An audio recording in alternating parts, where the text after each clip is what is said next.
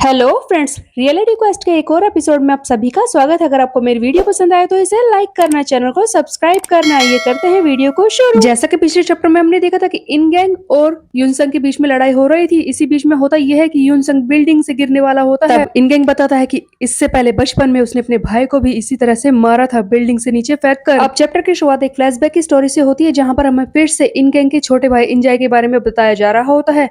हमें दिखता है एक सीन जहाँ पर इंजॉय अपनी मॉम के सामने बैठा होता है। वहां पर एक और औरत भी होती है जो इसकी तारीफें कर रही होती है और कहती है कि इंजॉय तुम तो कमाल के हो बेटा, तुमने इतने अच्छे नंबर लेकर आए। तब मॉम भी इंजॉय की बहुत ही ज्यादा तारीफ कर रही होती है, लेकिन इन गैंग पर कोई भी ध्यान नहीं दे रहा होता है। दूसरी वाली औरत बोल रही होती है कि इन गैंग तो बड़ा है, लेकिन सारे बड़ों वाले काम तो इंजॉय ही करता है। इन गैंग के घर में हमेशा यही होता था, हमेशा उसके छोटे भाई की ही तारीफें होती रहती थी। तब इन गैंग बोल रहा होता है कि हमेशा मेरे साथ यही हुआ, मेरी जगह छीनी गई, मेरी तारीफें छीनी गई, मेरी अटेंशन छीनी गई, और अब ये मेरी जगह भी छीनने की कोशिश कर रहा था मेरी फैमिली में। लेकिन इंजॉय ऐसा नहीं था, वो अपने भाई का बहुत ही ज्यादा ध्यान रखता है और वो उठकर आता है और कहता है कि हयुंग तुम क्या कर रहे हो, चलो हम इस ग्रीनी पैरेट के साथ खेलते हैं, हम दोनों साथ मिलकर इसका ध्यान रखेंगे। पर इन गैंग के मन में अपने छोटे भाई से जलन दिन पर दिन बढ़ती जा रही थी और वो इसके साथ खेलना भी पसंद नहीं करता था, इससे बहुत ही ज्यादा जलने लगा था और सोच रहा होता है कि हमेशा इसकी ही तारीफें क्यों होती है, मेरी पढ़ाई से लेके मेरे परिवार तक सब कुछ छीन रहा है,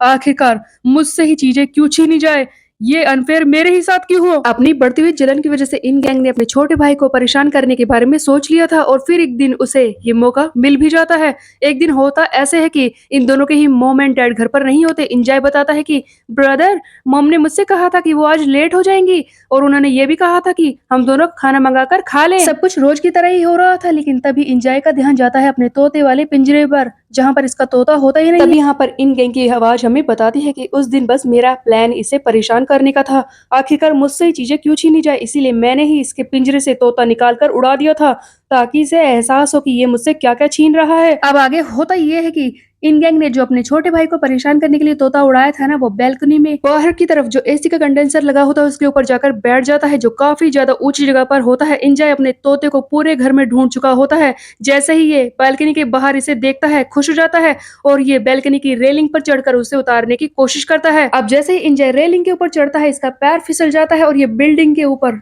वहीं पर लटकने लगता है और ये जोर से आवाज लगाता है। तब इन गैंग को एहसास होता है कि कुछ गड़बड़ हो चुकी है। जो अभी तक अंदर बैठकर इंजॉय को परेशान होते हुए देखकर मजे ले रहा था, वो बालकनी में आकर देखता है कि इंजॉय बिल्डिंग से लटक रहा होता है, जिसे देखकर एक पल के लिए तो इन गैंग हैरान हो जाता है कि उसका छोटा भाई लटक रहा है, लेकिन दूसरे ही पल इन गैंग के दिमाग में घटिया ख्याल आने लगते हैं। उसे ऐसा लगता है कि ये सही मौका है। इन गैंग सोच रहा होता है कि हाँ, यही सही मौका है, अब हर एक परेशानी से पीछे छूट जाऊंगा मैं, मेरी कोई चीज आगे छीनी नहीं जाएगी, मेरी ही तारीफ होगी अगर ये मेरी जिंदगी में रहे ही ना और ये अपने भाई की हेल्प नहीं करता।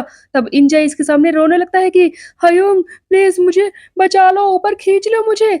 तब इन गैंग बोलता है कि मैं क्यों बचाऊं, और इसका जो छोटा भाई मुश्किल से बिल्डिंग से लटक कर अपनी जान बचाने की कोशिश कर रहा था, इन गैंग इसकी उंगलियों को वहां से हटा देता है और अपने भाई को नीचे गिरा देता है और इस तरह से अपनी परेशानी, अपनी जलन के चक्कर में ये अपने छोटे भाई को मार देता है। अब कहानी फिर से प्रेजेंट में आ जाती है, जहां पर हम देखते हैं कि यूनसंग बिल्डिंग से लटक रहा है और इन गैंग इसके साथ भी यही करने वाला होता है। तब इन गैंग कहता है कि तुझे पता है ये सब हुआ था, अच्छा हुआ ना मेरी जिंदगी सुधर गई। तभी यूनसंग को एक बात याद आती है जो इसके साथ ही किम जी जिन ने इससे कही थी डार्क रूम के अंदर। हमें डार्क रूम के अंदर का सीन दिखाया जाता है, जहां पर किम जी जिन बोल रहा होता है कि तुम्हें पता है उस साइको इन गैंग की आंखों पर आंसू वाले टैटू बने हैं, तुम्हें पता है इसका मतलब क्या है यूनसंग? इसका मतलब ये है कि उसने किसी को मारा है। तब यूनसंग हैरानी से बोलता है कि क्या उसने किसी को मारा है, लेकिन किसे? तब किम जी जिन आगे बोलता है कि वैसे उस साइको के बारे में मुझे ज्यादा कुछ पता नहीं है, लेकिन मैंने उसके पास्ट के बारे में पता लगाया। तब मुझे एक बेकार बात पता चली, हो सकता है कि ये सच भी हो कि उसने अपने छोटे भाई को बचपन में ऊपर से गिराकर मार दिया था। तब यूनसंग को वही सारी बातें याद आती हैं जो इसके साथी ने बोली थी और अब इसके सामने सच भी आ चुका है, जब खुद इन गैंग ने बोला कि उसने अपने छोटे भाई को किस तरह से मारा है और वो अच्छी तरह से जानता था कि इन गैंग इसे भी नीचे गिरा सकता है। तब इन गैंग बोलता है कि तुझे पता है अब तेरी बारी है, उसकी तरह मैं तुझे भी छोड़ूंगा नहीं, क्योंकि उसने मेरी जिंदगी बर्बाद की थी, वो मुझसे हर कुछ छीन रहा था तो मैं उसे जिंदा कैसे रहने देता, अब तेरी बारी है। और हम देखते हैं कि यूनसंग तभी अपनी जान को बचाने के लिए हवा में उछलता है और एक हीरोइक मोड़ दिखाता है और ऊपर की तरफ आ जाता है। अब आगे होता ये है कि यूनसंग तो जल्दी से पीछे की तरफ आ जाता है कोने से। तब ये देखकर इनगेंग कहता है कि ओह लगता है मैंने बात करने में कुछ ज़्यादा ही टाइम वेस्ट कर दिया। चल अब मैं तुझे छोड़ूँगा नहीं, लगता है मुझे अपनी असली ताकत दिखानी पड़ेगी, तुझे मारना ही होगा, इसके अलावा कोई ऑप्शन नहीं। और हम देखते हैं कि इन दोनों के बीच में लड़ाई शुरू हो जाती है। इनगेंग अब बहुत ही ताकतवर मोड में आकर युनसंग पर वार करना शुरू कर देता है और कहता है कि तुझे क्या लगता है कि तू आसानी से मुझे यहाँ से हरा कर निकल जाएगा? मैं तुझे यहाँ से जिंदा जाने नहीं दूंगा, मैं किसी को भी मुझसे कुछ भी छीनने नहीं दूंगा। जो मेरा है वो मेरा ही रहेगा। पैसे, बिजनेस, ये सब मेरा है, मैंने खड़ा किया है और ये मुझसे कोई नहीं छीन सकता, समझे? और ये बुरी तरह से युनसंग को मारने की कोशिश कर रहा होता है, लेकिन हैराने वाली बात एक ये है कि एक भी अटैक इसका युनसंग पर काम नहीं आ रहा होता है। तब इंगेंग सोच रहा होता है कि ये बहुत ही ज्यादा ताकतवर है, मैं इसके सामने टिक नहीं पा रहा। तब युनसंग इसे मारता और कहता है कि सचमुच मैं तेरे लिए काफी ज्यादा हूँ, तुझे क्या लगा कि तू मुझे आसानी से हरा देगा? और हाँ, जब बार बार तू अपनी चीजों को गिनवा रहा है जिन्हें तू अपना कह रहा है, आज मैं वही सारी चीजें तुझसे छीनने के लिए आया हूँ और ये मैं करके ही रहूंगा, क्योंकि तू मेरे सामने नहीं टिक सकता। इंगेंग पिटते पिटते घुटनों पर आ चुका था, लेकिन अभी भी वो हार नहीं मान रहा होता है और कहता है कि मैं तुझे इतनी जल्दी हारने नहीं दूंगा, अपनी चीजों को ले जाने नहीं दूंगा, समझा? तब युनसंग बोलता है कि तू चाहे जितनी भी कोशिश कर ले, मेरे सामने नहीं टिक पाएगा। और हाँ, सियोफोन के लीडर कैंग इंग गैंग, आज तो मेरे सामने बिल्कुल हारेगा ही, क्योंकि हेडक्वार्टर से मुझे ये ऑर्डर मिले हैं कि मैं तुझे रास्ते से हटा दूं।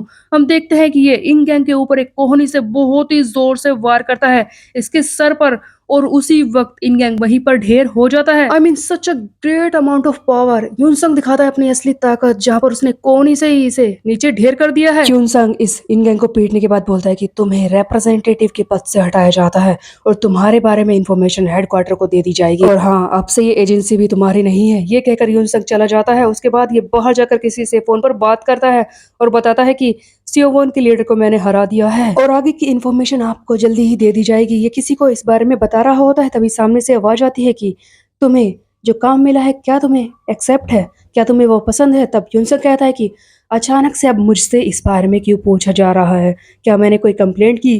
तब सामने से आवाज आती है, देखो हम जानते हैं कि तुम काम करने में अच्छे हो, लेकिन फिर भी हमें नहीं लगता कि तुम्हारे लिए ये कोई मजेदार काम है, और ऐसा भी नहीं है कि तुम बहुत ही ज्यादा पैसे कमा रहे हो सिलिम डोंग का रिप्रेजेंटेटिव बनकर। तो आखिरकार तुम ये काम करना क्यों चाहते हो? आखिरकार तुमने वो डिसीजन क्यों लिया? आखिरकार तुमने अपने छोटे भाई के लिए अपनी इस शरीर को बुली काउंसिल को क्यों बेच दिया? सो गाइस, हमें यहाँ पर युनसंग के बारे में एक छोटी सी बात पता चलती है कि इसने अपनी मर्जी से इस बुली काउंसिल के साथ जुड़ना मंजूर नहीं किया है, बल्कि अपने छोटे भाई के लिए ये बुली काउंसिल के साथ जुड़ गया है। आखिरकार कौन है इसका छोटा भाई जिसके लिए इसने अपने शरीर तक को बेच दिया? ये तो जानने वाली बात है गाइस। और इसके अलावा युनसंग एक अच्छा लड़का भी हो सकता है, क्योंकि इसने जानबूझकर ये काम करना मंजूर नहीं किया है। युनसंग फोन पर जो बातें सुनी है उनका कोई जवाब नहीं देता और कहता है कि मुझे ये जो काम करने हैं अपनी मर्जी से कर रहा हूँ, हेडक्वार्टर ने मुझे करने के लिए कहा था, बस इसलिए।